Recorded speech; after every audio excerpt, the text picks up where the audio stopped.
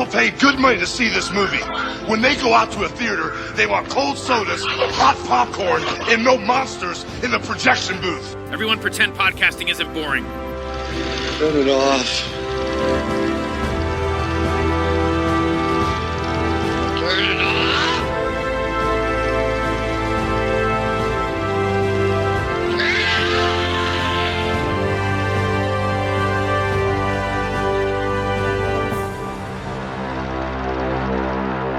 Hey folks, welcome to a special episode of The Projection Booth. I'm your host, Mike White. On this episode, I am talking to director Casper Kelly about his new film.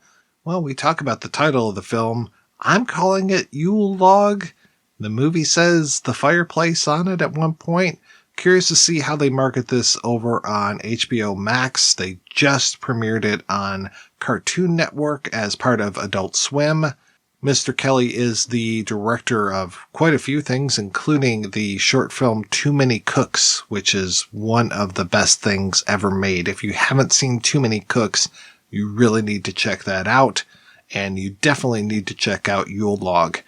I hope you enjoy this interview as much as I enjoyed speaking with Mr. Kelly, and I was super honored that he actually recognized who I was when we got on the phone together. I'm a little starstruck. I didn't know doing this. I listened to your podcast. Oh, wow. Hearing your voice and seeing your face is blowing my mind. We actually have a mutual friend. I was just on the Zoom last night with Jay Edwards. Oh, yes. Jay Edwards is amazing. Yes. He was very happy to hear that your project is going ahead. Oh, good.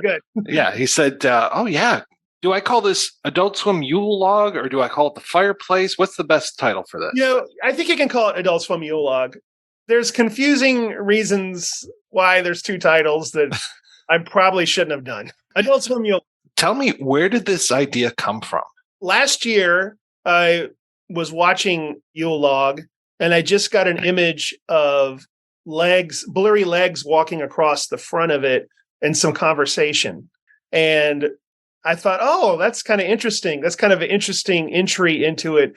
You're thinking you're just going to get the static Yule Log, and then it enters into a world and a story. And that was the genesis. And I just decided to keep carrying that idea as far as I could. It was a very fast process. I thought it up last year, and I got the green light like maybe April of this year. So we made a feature in not very many months. That's wild. How do you even approach a project like that? Quickly. We're lucky. Georgia has a great film crew. We have great producers at Adult Swim with sort of an indie movie spirit, and we just did it. I just tried hard to work intuitively and just entertain myself as I wrote it and just adding things. And of course, I was very happy to see a little cameo from William Tokarski as well. Yes. Hopefully that worked. I thought I'd try it. Yeah. That was great. The ethos of this was I'm going to try every idea and risk it. I'm just going to try everything and see if it fits together. I think it paid off. I think it's just like Too Many Cooks as far as you are just throwing so many things in there. How did Too Many Cooks come about? That was sort of similar. These ideas just flowed in my head. And in that case, it was in the shower, which is probably a visual image you don't need. But I was imagining like a sitcom open where they turn and smile at the camera. And then I just imagined it not ending. I guess some of the influences were how David Letterman would, on his show, would repeat a joke to where it's not funny, and then it would become funny again. And Charlie Kaufman would do that. That was a lot of his comedy, of just repeating something where it gets annoying, and then it was funny again. That interested me to try to do that. And I wonder biologically, what's the process there, why it becomes funny to us again, but it works. Yeah. In this one, you never wear out the joke.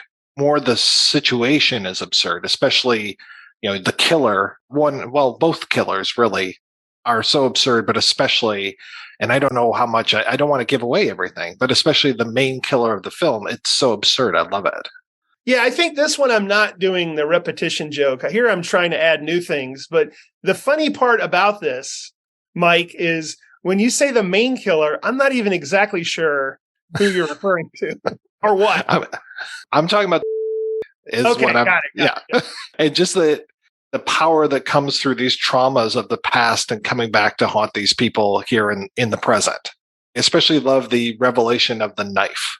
Oh, yes. You just keep adding things and writing yourselves into corners. And then, a lot of this is like a play where it's one shot. I have no options of editing whatsoever. And a lot of these people these are like 8-minute scenes. And a lot of these people were cast 3 days before we start shooting. Wow. And I had asked, like, hey, I wonder if it would make sense to have rehearsal. Like maybe we do 3 days of rehearsal, or like we don't have the money or the time. Thankfully, Justin Miles, the actor that played Alex, said, I'm going to call these actors and we're going to rehearse on our own. We're going to do it tonight. We're going to do it tomorrow. We're going to do it the morning before we shoot. So that was wonderful. So hats off to Justin for doing that. Like on Too Many Cooks, I had like a year to edit that. So I could put it away, percolate on it, bring it back and fine tune it and stuff. And here I didn't have any of that luxury, which is maybe is good for me, but like color correction, I had a day. So we're doing all this stuff. And then the next day I'm like, oh, I wonder if I should have not made it quite so warm. And then it's like, well, it's too late. It's already off. So yeah, it's kind of liberating that way. And that I couldn't over obsess about it too much. Right. I mean, where did this whole idea of this kind of secret movie and we're dropping this secret movie? I mean, that must have just been kind of a mind blower as well. That was part of the original idea that just delighted me, was the idea of you think it's a Yule log and then these legs come in front and then it's something else.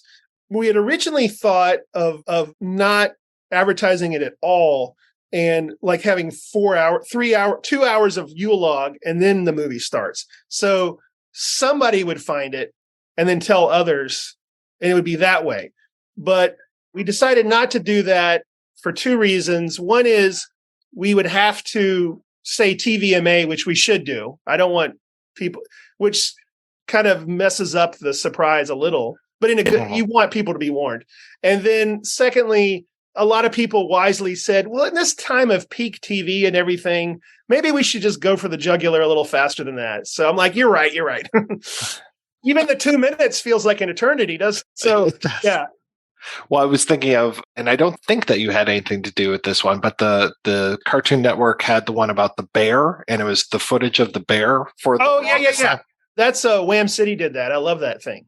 That's amazing as well. That usually gets recommended as I'm watching Too Many Cooks. I'm happy to share space with them in the algorithm, the recommendation algorithm. I'm proud of that. I mean, when did you even lock picture for this? I think last week. Wow. It was fast. Oh, and yeah, here's another fun thing was I don't worry about this stuff too much, but we're deep into edit. And then I go see Barbarian and I'm like, oh, there's some similarities, but that's cool. It's just in the ether, so. Are you having this edited? Are you editing while this is going on so you can see where you're at with things? Or just, I mean, the nature of having the different timelines probably throws a little bit of a wrench in that. Yeah, we had such a compressed schedule that we used, I think, 6 editors, if you can believe it. Wow. And it was all our Adult Swim people who we work with on shows and stuff.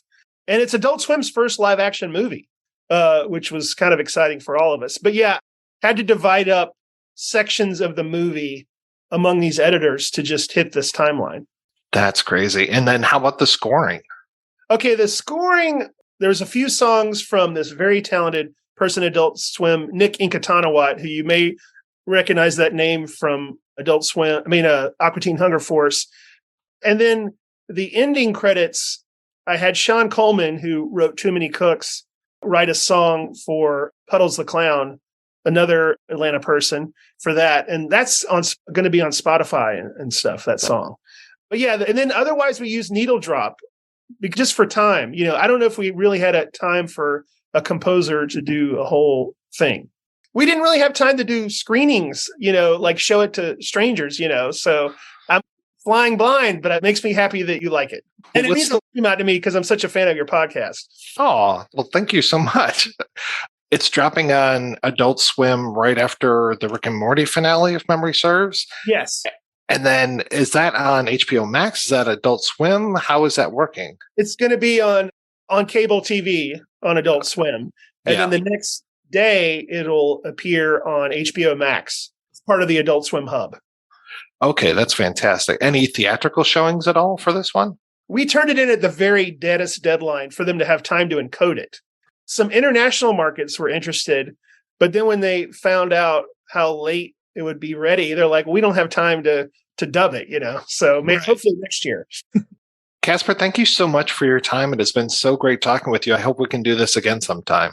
I would love to do it again. And I look forward to hearing myself on the podcast. I'm just kidding. I will probably skip that part, but I love your podcast. I don't want to hear my voice. Well, thank you so much. Good luck with all your press today. I appreciate this. Oh, thanks a ton, Mike. I mean, really, it's an honor.